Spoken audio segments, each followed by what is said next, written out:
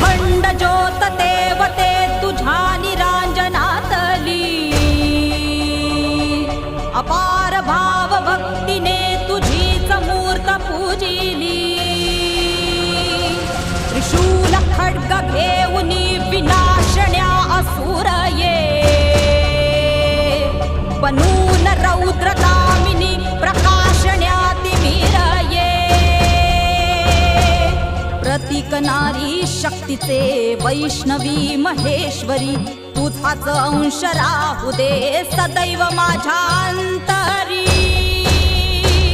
आई अंबे